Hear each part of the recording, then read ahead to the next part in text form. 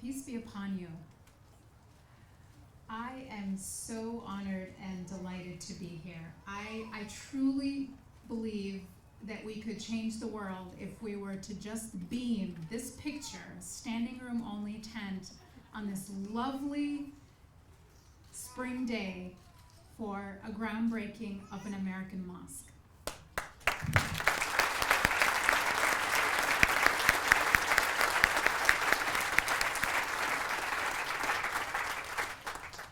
This is truly an American moment, and I am so proud to call this country my own, because only in America is this possible, and that's my true belief.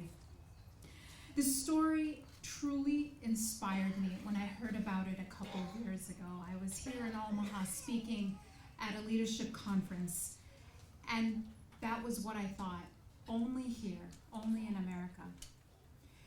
Because this is, as many of you may or may not know, one of a kind globally. Nowhere else does something like this exist, or really was it ever attempted. This project captures the best of America, and appropriately, it is housed in the heart of this country, in Omaha, Nebraska.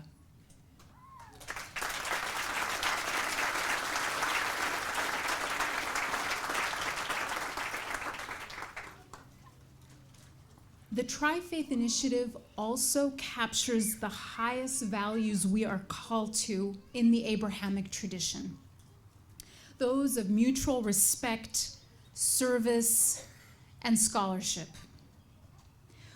When the world is full, sadly, of so much conflict and cruelty between members of the Abrahamic faiths and even among them, this initiative stands as a shining example of what is possible when people practice their faith instead of pervert it.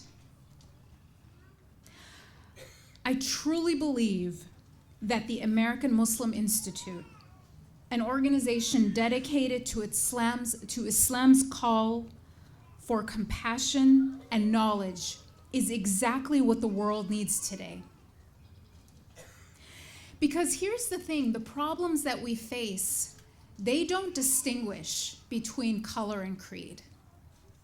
Poverty, epidemic disease, global warming, they don't know anything about theology, and they don't care to learn. Our solutions must also be collective. While we should all work to reduce our carbon footprint, we must expand our compassion footprint. Leave a legacy of giving and service. Now, as many of you may know, to be a Muslim, one must believe in all the prophets of God, all of those sent to teach humanity about their purpose on this earth, including Jesus and Moses, peace be upon them. The Prophet Muhammad, as Islam tells it, is not the first prophet of Islam, but rather the last in a long line of prophets sent to call human beings to forsake false idols, and these include the worship of money, power, and ego, and submit to God alone. Islam simply means being devoted to God, which is what Muslims believe all prophets were sent to teach. Now, Muslims do take the Prophet Muhammad as their primary example, so it's very important and interesting to see how he is described in the Quran, because it tells us how Muslims should live their lives. The Quran teaches that the Prophet Muhammad was not sent except as a mercy to all the worlds. The word used in the passage is rahmah. The word rahmah, and it's actually very similar to a Hebrew word by the same meaning, translates usually as mercy or loving compassion.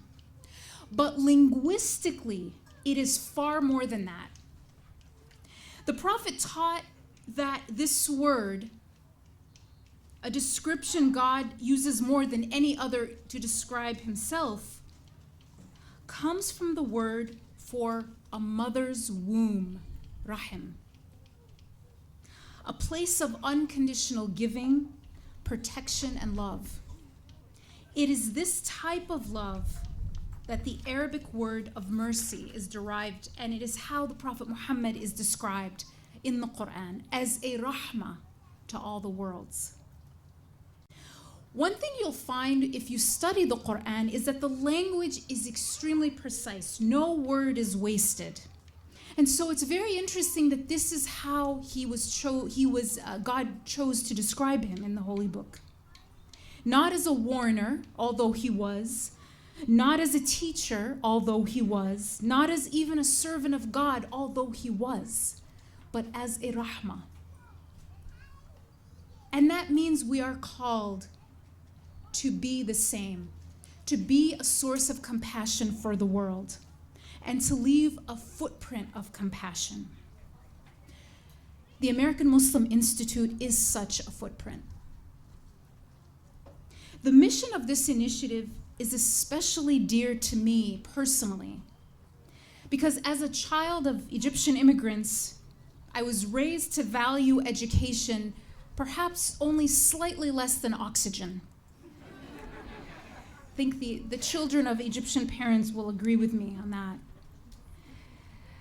Now the Prophet taught, now he was sitting in the Arabian Peninsula when he said this, that we should seek knowledge even if we have to go to China. My parents followed this in principle, but took a different turn and ended up in Madison, Wisconsin. It was sort of the cheese road rather than the Silk Road, but anyway. They pursued and eventually earned their doctorates in civil engineering. So I was born in the Middle East and brought up in the Middle West. I always had, as a part of my identity, these two cultures, the Midwest and the Middle East. The culture my parents carried and the one of my new home in Madison. Now, they do have a lot of things that are different, of course. They're two different cultures.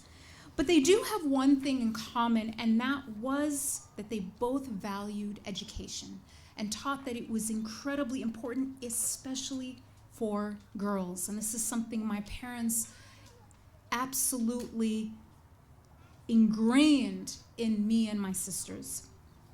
We were told that we could do anything we dreamed of if we worked hard and studied. My grandmother did not finish high school, but she raised daughters, my mom in particular, who went on to not only go to college, but to be the only woman at Cairo University's Aeronautical Engineering Department, a class of 10,000 students. And it was this dedication and this belief in the power of education that gave me so many opportunities. Also a lot of prayer. Gave me the opportunity to travel the world, to co-author a book with really a lifelong role model for me, Professor John Esposito, and to even advise a US president. It's really not bad for a small town girl from the Midwest. But this story is not unique. It's the story of so many American Muslim families who live out their potential in our country while contributing to American progress. The American Muslim Institute is just one example of this. Now, this is a very ambitious project. And because it's ambitious, we have to be realistic that it's not easy, and it wasn't easy to get to this point. It is a daunting task, and it will be a long road. There is so much that may seem to deter us, to discourage us. There are naysayers. We have to be realistic. There are people who may even suspect this project. Those who say it can't be done or it shouldn't be done. And yet this is exactly the moment that demands leadership, and a special kind of leadership. A leadership that I will call the leadership of the planter who plants a tree at the end of time. What am I talking about? It's a famous prophetic tradition where the Prophet Muhammad, peace be upon him, taught that if you are planting a tree and the end of the world comes, finish planting your tree.